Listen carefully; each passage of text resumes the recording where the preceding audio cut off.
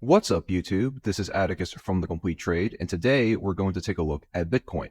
So the SEC has finally approved several Bitcoin ETFs, and today we're going to take a look at which Bitcoin ETF is right for you. Keeping it short and simple, the best metric to differentiate all the Bitcoin ETFs is the expense ratio. The expense ratio measures how much of a fund's assets are used for administrative and other operating expenses. The formula to calculate the expense ratio is to add management fees plus operating expenses and divide the sum by average annual net assets.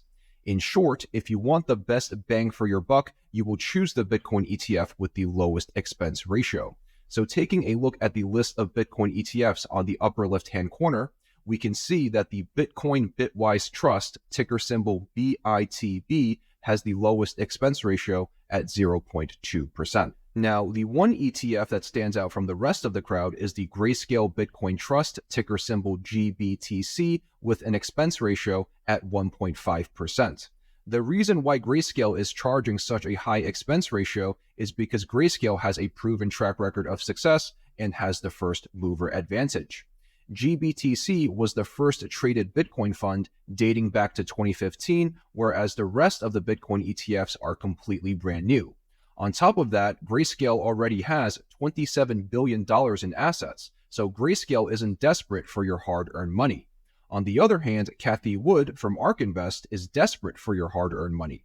Because if you take a look at ARK's expense ratios on the bottom left-hand corner of the screen, you can see that Cathie Wood usually charges an expense ratio at 0.75%.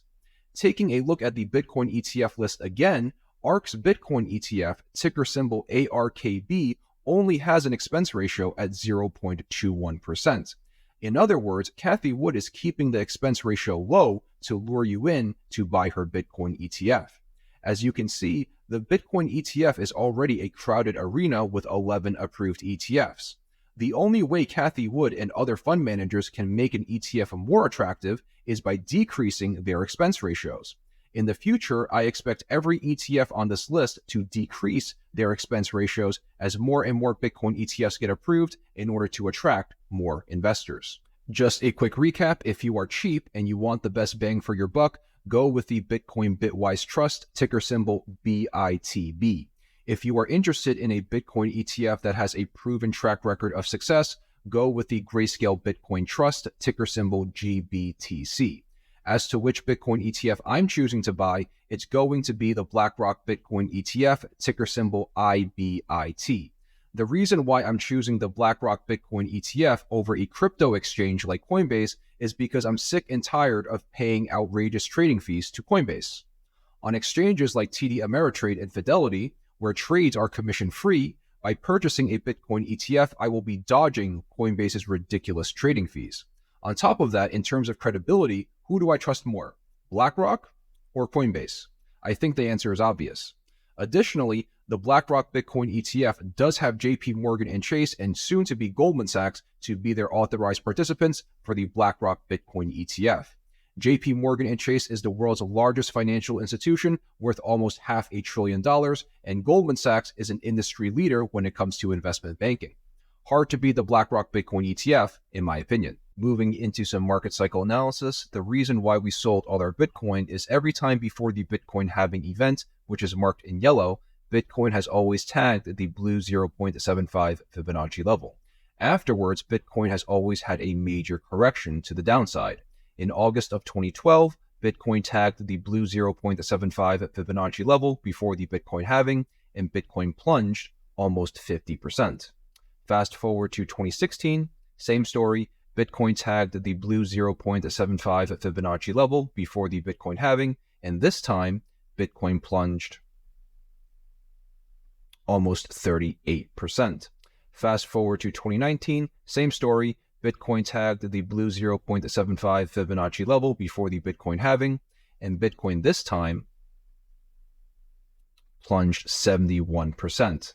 Fast forward to today, Bitcoin is trading right alongside our blue 0.75 Fibonacci level. Now, one thing that's interesting is that in 2016, very similar to today, Bitcoin in 2016 went a little bit above the blue 0.75 Fibonacci level to a tune of almost 15%.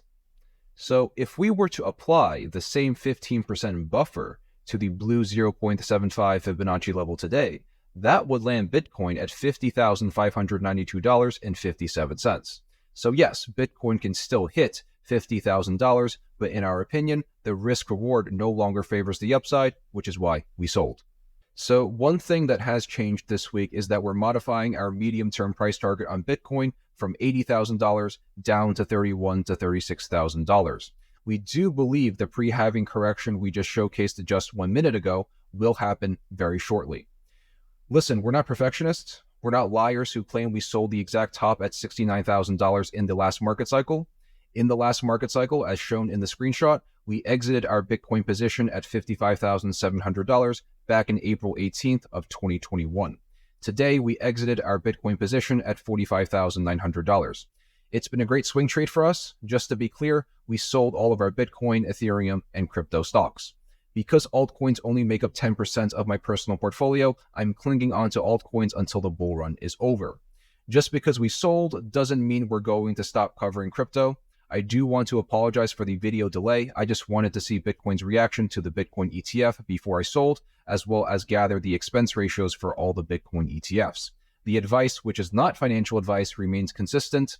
As of today, we wouldn't FOMO all of our life savings into crypto. Quite the opposite, actually.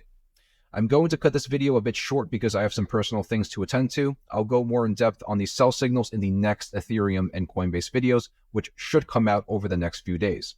Thank you guys for watching, and take care.